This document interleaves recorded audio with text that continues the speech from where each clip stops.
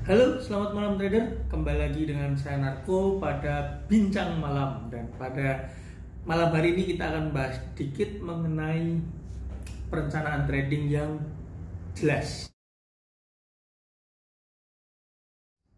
Mengapa kita membutuhkan perencanaan trading? Karena banyak trader di luar sana yang tradingnya tidak menggunakan plan atau tanpa trading plan. Dan efeknya adalah mereka kadang hanya menggunakan analisa untuk entry, tapi exit plan-nya tidak jelas sehingga kebingungan bagaimana caranya untuk exit market. Misalkan lagi floating minus atau floating profit, mau TP di mana, mau stop loss di mana, itulah yang menyebabkan banyak trader menghabiskan uang mereka di market. Oke, pertama, frekuensi trading dalam satu minggu atau satu hari, berapa open posisi yang diizinkan.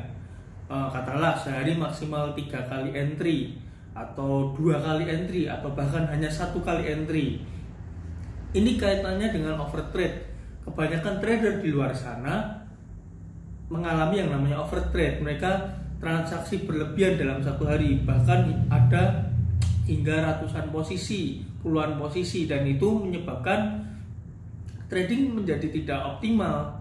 Mereka justru menghambur-hamburkan uang dan mengalami kerugian yang berlebihan di market. Yang kedua adalah waktu yang tepat untuk trading. Kapan waktu yang tepat untuk trading? Tentunya itu bisa dijawab oleh teman-teman sendiri, tergantung sistem yang Anda gunakan. Beda sistem tentunya juga membutuhkan waktu trading yang berbeda pula. Ada juga yang menggunakan jam sesi dari setiap open market. Kalau Anda adalah seorang part-time juga, Anda harus trading tanpa mengganggu jam kerja utama Anda. Atau Anda trading hanya di malam hari saja, karena pagi hingga sore mungkin Anda memiliki aktivitas atau kegiatan yang emang benar-benar sibuk. Lalu yang berikutnya, nomor 3, strategi yang digunakan untuk keadaan pasar tertentu. Dan dimaksud di sini adalah ketika kalian ingin trading atau ingin melakukan transaksi jual beli, harus memiliki strategi yang baik dan benar. Misalkan ketika kita open posisi, analisa apa yang kita gunakan? Apakah kita menggunakan sistem yang follow trend atau sistem counter trend? Itu harus jelas semuanya. Gitu. Jadi berbeda kondisi market pun kadang sistem yang kita gunakan bisa berbeda. Seperti itu. Dan sistem trading tadi akan memberikan signal buy atau sell kepada trader tadi.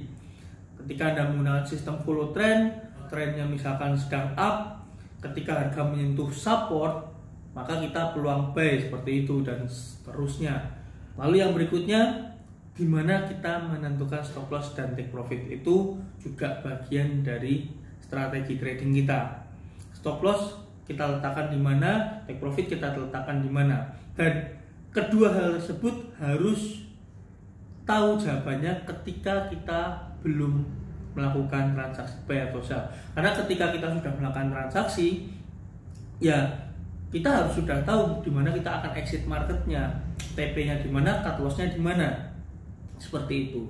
Lalu yang terakhir adalah rasio besarnya antara risk dan reward. Maksudnya bagaimana?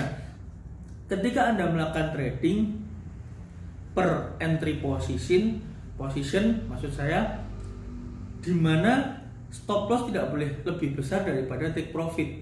Itu adalah rasio risk banding reward yang menurut saya cukup baik ya. Jangan ketika Anda siap mendapatkan keuntungan katakanlah $10, tapi ketika Anda floating lebih dari $10, Anda menahan posisi itu dengan cukup lama tanpa planning yang jelas.